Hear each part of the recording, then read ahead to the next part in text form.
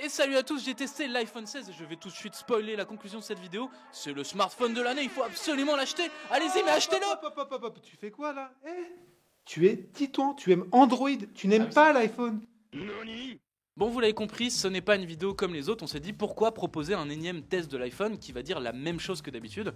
D'autant que, comme souvent, les nouveautés restent assez marginales. Et du coup, on a pensé que la vraie question, c'était plutôt est-ce que l'iPhone de base vaut le coup, tout simplement. Et là-dessus, on n'est pas toujours d'accord, y compris au sein d'une même rédac.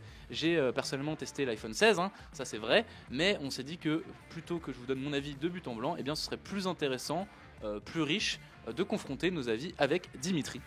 Que j'accueille sur le plateau. Merci de m'accueillir justement. Pour expliquer un peu cette vidéo, ça va être très simple, on va commencer par les points où on n'est pas d'accord. On a 4 grands désaccords sur cet iPhone 16, puis on va regarder les trucs sur lesquels il n'y a pas vraiment débat. Et ensuite, à la fin, on vous dira tout simplement, est-ce qu'il faut l'acheter ou pas. On y va? Allez, c'est parti.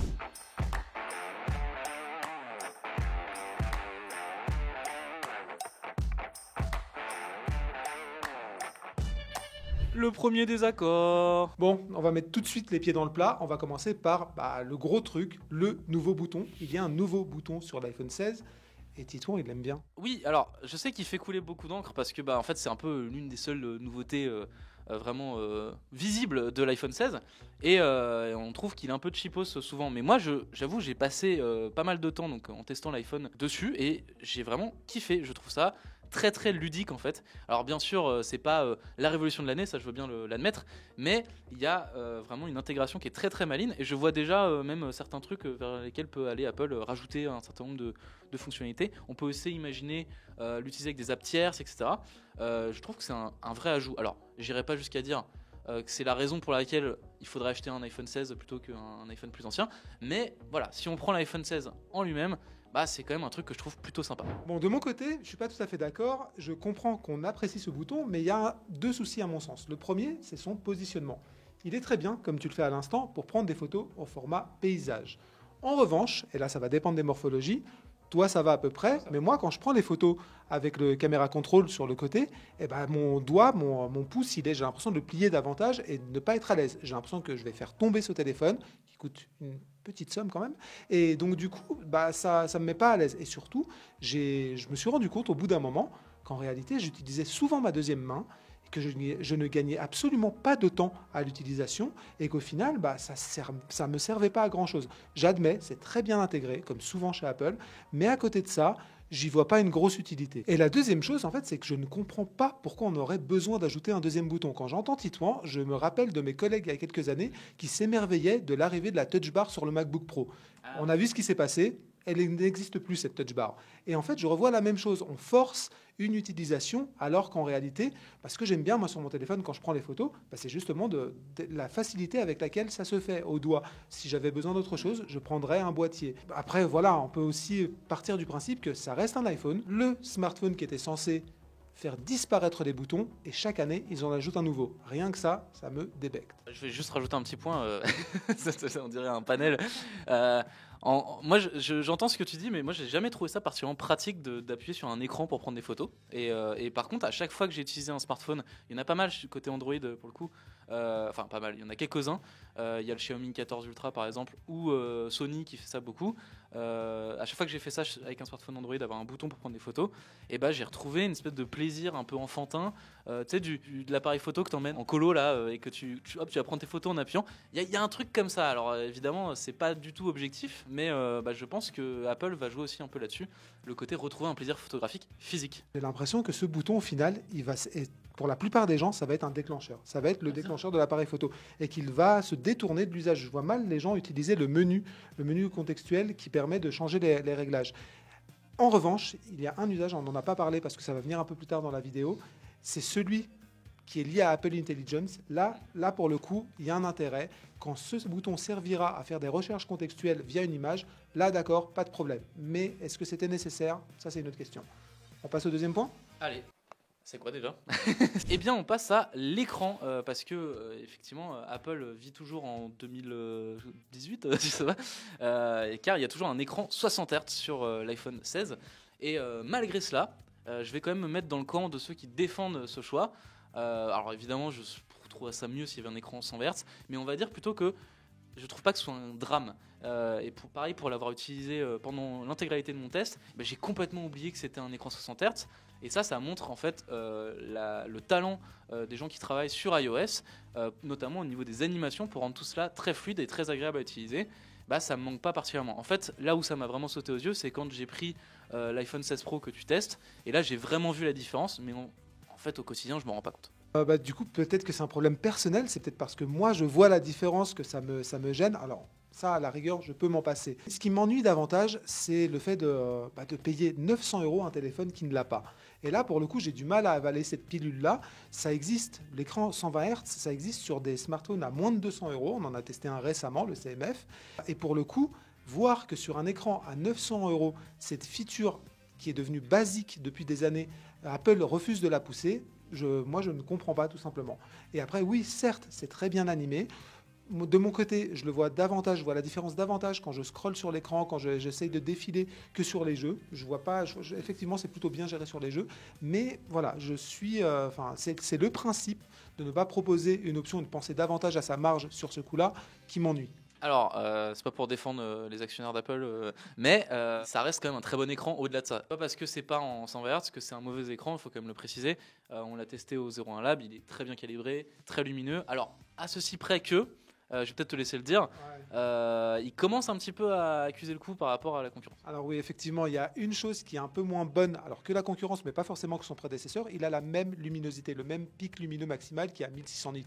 C'est très correct, 1600 nits, mais c'est moins bien que les derniers smartphones que toi tu as testés à 2000 nits.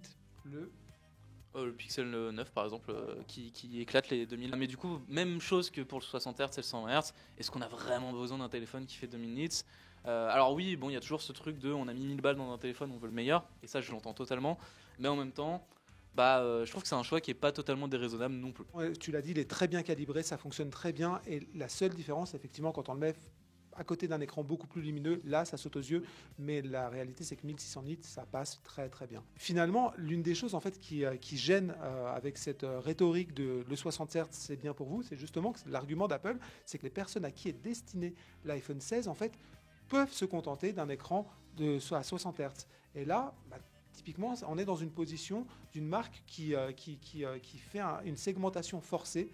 Et je trouve ça difficilement acceptable en dehors du prix, bien entendu. Je t'ai convaincu. Bon, de quoi on parle ? On parle d'un téléphone qui n'a pas de charge rapide, qui n'a pas de charge à 120 watts comme certains de ses concurrents. Très bien. Moi, en fait, au-delà de la puissance de recharge, je me demande même s'il y a un vrai débat autour de ça. C'est très bien de recharger vite, mais j'ai envie de dire, c'est même pas le débat. Quand est-ce qu'on recharge son téléphone ? Dans 90% des cas, la nuit. Est-ce qu'on a besoin que ça se recharge en 1h30, en 50 ou 25 minutes la nuit ?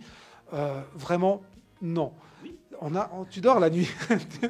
Les rares cas où on a besoin d'une charge spontanée ou ponctuelle, en fait, ils sont, comme on l'a dit, assez rares. Et en fait, le vrai débat, il est pas là, il n'est pas sur la charge rapide. Il est sur le fait d'avoir une autonomie conséquente, suffisante pour dépasser la journée, et surtout d'avoir un téléphone qui ne va pas avoir sa batterie qui se dégrade trop rapidement dans le temps. Là-dessus, il y a des choses à dire. Après, il y a aussi autre chose sur la charge rapide. On a tendance à oublier que la charge rapide dégrade les batteries. Donc, si on veut combattre sur les deux terrains, on va avoir du mal. Dégrader la batterie dans le temps pour avoir de la charge rapide et du confort dans l'immédiat, je vois pas l'intérêt. Bon, alors beaucoup de choses à dire.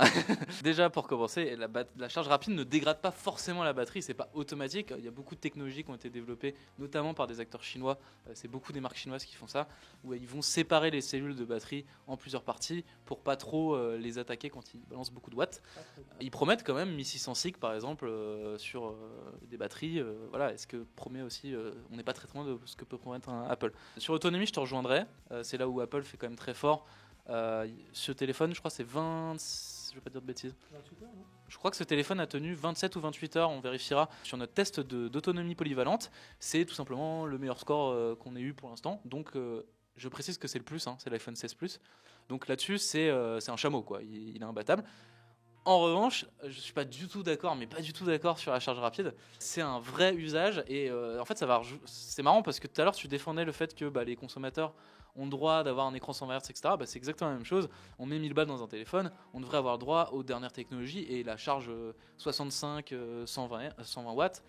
ça existe depuis des années. Là où il y a un vrai usage, vu que tu disais que ça ne servait à rien, moi je l'ai expérimenté par exemple en salon. Alors c'est un truc de journaliste, mais il peut y avoir des gens aussi qui travaillent sur le terrain, qui ont besoin de charger rapidement un téléphone. Eh bien c'est d'un confort incroyable. J'avais par exemple l'Oppo Find X5 Pro à l'époque. Je rentrais en salle de presse, je le chargeais 5 minutes et je repartais faire des interviews. Alors qu'il était complètement à plat en rentrant.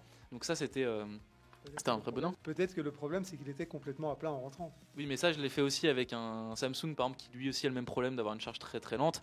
Et les salons, c'est très très demandeur. On prend des photos tout le temps et tout. Il avait plus d'autonomie au milieu de journée, quoi. J'entends. Je suis pas complètement convaincu, mais j'entends. Faites les points quand même en commentaire. Hein. Je pense que là, je suis en train de. Ouais, si on résume un peu ton argument, c'est que toi, tu considères qu'il vaut mieux une très bonne autonomie et une charge lente que l'inverse. Je ne dis pas qu'il faut nécessairement une charge lente, je dis que là, une recharge à 30 ou 45 watts, c'est largement suffisant dans 80% des usages. Tout le monde ne couvre pas des salons et tout le monde ne regarde pas 8 heures de vidéo à la suite. Donc oui, dans ces cas-là, non, mais ça existe, mais dans ces cas-là, en fait, pour le commun des mortels, une charge classique, un poil plus rapide, ça serait pas mal.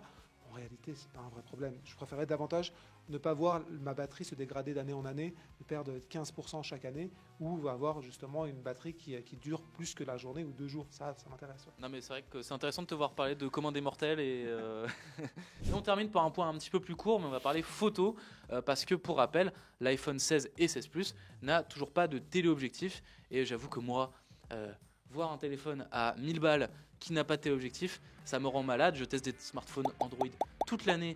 Et à partir de 700 €, si t'as pas de téléobjectif, tu te fais déglinguer. Et l'iPhone, non, il est là. Oh ouais, regardez, j'ai un zoom x2 optique. Enfin, c'est n'importe quoi. Je comprends, là aussi, c'est un argument qui s'entend. Mais encore une fois, alors là pour le coup, c'est l'argument de l'usage que moi je vais utiliser. Du commun des mortels. Du commun des mortels. Ah non, même pas. Du commun des mortels. Qui réellement utilise son téléobjectif? Qui fait du x5 en zoom en dehors des salons? Non, en vacances, effectivement. Non, très... Les concerts, je suis désolée, moi j'utilise. Voilà, Anna, elle l'utilise en concert.